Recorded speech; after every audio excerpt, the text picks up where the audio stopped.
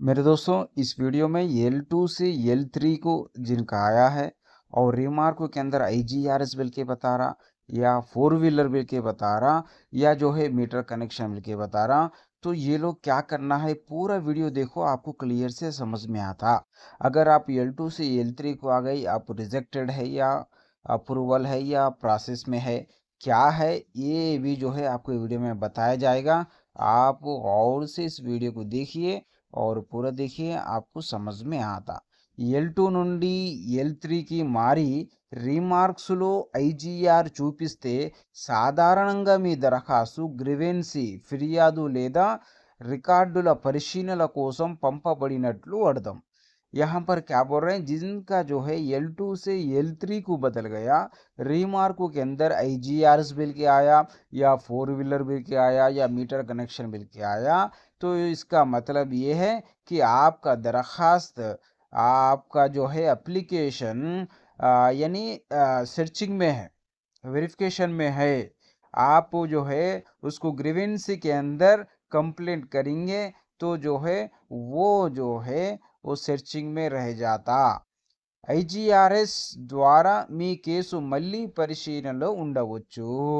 IGRS के वजह से आप अगर कंप्लेंट करेंगे तो फिर जो है आपका सर्वे करेंगे और उसके बाद में जो है फैसला लेंगे। समझ में आया ना? यानी IGRS का मतलब आने के बाद में आप लोग जो है कंप्लेंट देना, कंप्लेंट देने के बाद में फिर ग्रीवेंसी के अंदर वो लोग क्या कर देंगे, फिर जो है सर्वे यानी चेक करेंगे कि आपको घर है या नहीं है, जमीन है या नहीं है। L2 L3 మారడం వల్ల వెంటనే ఇల్లు రాదు లేదా రాదని చెప్పలేం। అధికారులు మీ వివరాలను మళ్ళీ వెరిఫై చేస్తుంటారు। IGRS రిమార్క్స్ ఉంటే మీ కేసు ఇంకా ప్రాసెస్లో ఉండే అవకాశం ఉంది। తుది నిర్ణయం ఎంపీడీఓ, తహసీల్దార్, మున్సిపల్ అధికారుల పరిశీలన తర్వాత వస్తుంది। यहाँ पर क्या बोल रहे हैं, जिनका L2 से L3 को बदला तो उनको घर नहीं आता बल्कि कोई गारंटी से नहीं बोल सकते। अधिकारुలు यानी ऑफिसर जो है आपका एप्लीकेशन वेरिफिकेशन कर रहे हैं।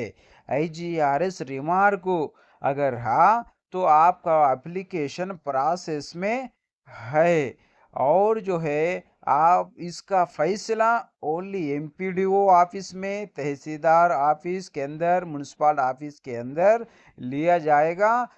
क्योंकि जो है वो लोग घर पे आके फिर वेरिफिकेशन करेंगे, तो उस मौके पे आपको घर देना या नहीं देना, आपको ज़मीन है या नहीं है, वो लास्ट फैसला ओनली MPDO ऑफिस, तहसीलदार ऑफिस, म्युनिसिपल ऑफिस के अंदर ही होता।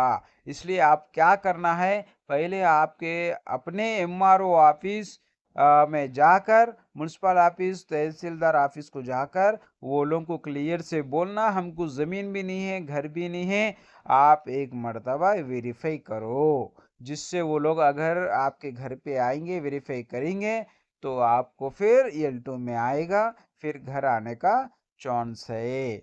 ये पूरा प्रोसेस होना बोल तो आप जो है कंप्लेंट ग्रीवेंसी के अंदर कंप्लेंट करना ज़रूरी है।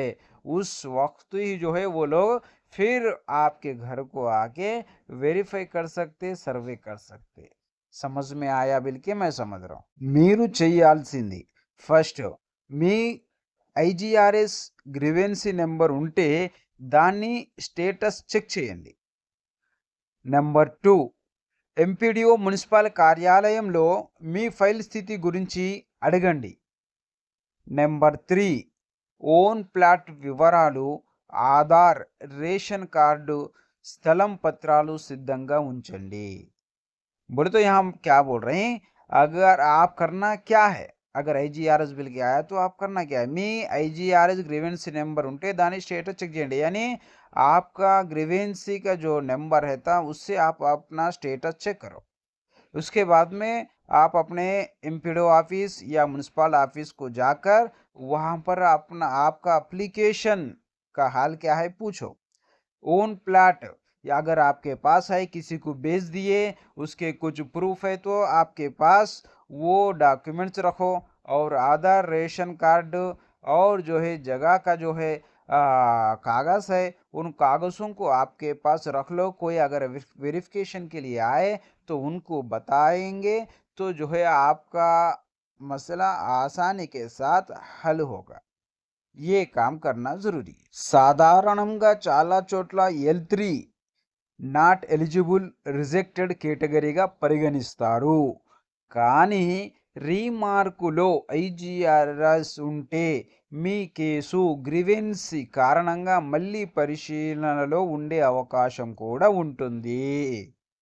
एक्चुअली क्या है, L3 का मतलब नॉट एलिजिबल और रिजेक्टेबल के बोलते हैं, लेकिन रिमार्क के अंदर IGRS अगर आप ग्रीवेंस के अंदर कंप्लेंट करें तो फिर आपका एप्लीकेशन सर्वे होगा और जिससे जो है आपका रिजेक्ट से बच सकता, नॉट एलिजिबल से बच सकता।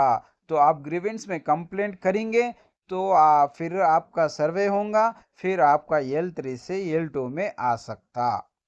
L2 అర్హుల జాబితాలో ఉండే అవకాశం. L3 సాధారణంగా అనర్హులు లేదా పెండింగ్ అభ్యంతరాల కేటగిరీ. IGRS రీమార్క్ ఉంటే గ్రీవెన్స్ ఫలితం ఆధారంగా మళ్ళీ మార్పు రావచ్చు. ये मेन इंपॉर्टेंट है, देखो ये 3 पॉइंट्स जो है हमारे लिए ज़रूरी है, आपको हर कमेंट का जवाब है। L2 का मतलब जो है आप एलिजिबल है, L3 का मतलब आप जो है एलिजिबल नहीं है, यानी रिजेक्टेड का मतलब L3 है, या जो है पेंडिंग में है, या कोई ऑब्जेक्शन यानी IGRS बिल के आया या 4 व्हीलर बिल के आया, मीटर कनेक्शन मिल के आया और वो पेंडिंग में रह गया, इसलिए और जो है IGRS రిమార్క్ ఉంటే గ్రీవెన్స్ ఫలితం ఆధారంగా మళ్ళీ మార్పు రావచ్చు. अगर आपका IGRS बिल की है तो रिमार्क के अंदर या 4 व्हीलर बिल की है और जो है मीटर कनेक्शन बिल की है, आप कोई परेशान होने की बात नहीं है। फिर ग्रीवेंस के अंदर कंप्लेंट देने के वजह से आपका जो है स्टेटस फिर बदल सकता है, फिर L3 से L2 को आ सकता है। फिर सर्वे में अगर आपको घर नहीं है, ज़मीन नहीं है मेरे के मालूम हुआ तो फिर L2 कैटेगरी के अंदर, एलिजिबल कैटेगरी के अंदर आ सकते हैं बिल के यहाँ पर बता रहे हैं। यानी इसका मतलब कोई डरने की बात नहीं है। अगर आपका L2 से L3 आया तो आप जो है ग्रीवेंस के अंदर कंप्लेंट देना ज़रूरी है। इस बात को मैं बार बार दोहरा रहा हूँ, अगर आप कंप्लेंट नहीं दिए तो आपका रिजेक्ट हो सकता है. కాబట్టి L3 కనిపిస్తున్నందుకు 100% ఫైనల్ రిజెక్ట్ అయిపోయింది అని వెంటనే చెప్పలేం. మీ గ్రామం వార్డు అధికారులు ఇచ్చిన తాజా వివరాలే తుది నిర్ణయం. इसलिए L3 जिसका आ गया, इसका मतलब आप 100% रिजेक्ट हुए बिल के कोई जो है डिसीजन मत लो। आपके विलेज के अंदर, आपके मंडल के अंदर जो ऑफिसर्स रहते, मंडल ऑफिसर्स रहते, वो लोग फाइनल डिसीजन लेते। उस वक्त तक आप कोई डिसीजन मत लो कि L3 में आया तो हम रिजेक्ट हो गए. రీమార్కులో 4 వీలర్ మీటర్ కనెక్షన్ అని చూపిస్తే ప్రభుత్వ డేటాలో మీ కుటుంబానికి 4 వీలర్ వాహనం, కారు, వ్యాన్ మొదలైనవి ఉన్నట్లు, విద్యుత్ మీటర్ కనెక్షన్ ఉన్నట్లు రికార్డులు కనిపిస్తున్నాయి. अगर आपको रीमार्क के अंदर 4 व्हीलर बिल के बता रहा, मीटर कनेक्शन बिल के बता रहा, तो इसका मतलब गवर्नमेंट के डेटा के अंदर आपके फैमिली मेंबर्स में किसी का एक के नाम पे जो है 4 व्हीलर है या कार व्यान जो है रजिस्ट्रेशन होके है, या जो है मीटर यानी करंट का जो कनेक्शन है, मीटर कनेक्शन, वो उनके नाम पे है. इस वजह से रिकॉर्ड के अंदर बता रहा. ఇందిరమ్మ ఇళ్ల పరిశీలనలో 4 వీలర్ ఉండటం ఆర్థిక స్థితి బాగుందని సూచనగా పరిగణించే అవకాశం ఉంది. అందుకే మీ దరఖాస్తు L3 కేటగిరీకి మారి ఉండవచ్చు. इंदिरम्मा घर के अंदर जो वेरिफिकेशन करे 4 व्हीलर बिल के अगर आपको आया, इसका मतलब आप माशी एतबार से यानी आप जो है गरीब नहीं है, आपके पास पैसा है बिल के गवर्नमेंट जो है डिसीजन लेती, इसलिए जो है आपका एप्लीकेशन L3 कैटेगरी के अंदर डाला गया है, यानी आप BPL कैटेगरी के अंदर नहीं आते. అయితే ఆ ఫోర్ వీలర్ మీది కాకపోతే అమ్మేసి ఉంటే రికార్డులో పొరపాటు ఉంటే మీరు ఐజీఆర్ఎస్ గ్రీవెన్స్ ద్వారా ఆధారాలు సమర్పించి సవరణ కోరవచ్చు.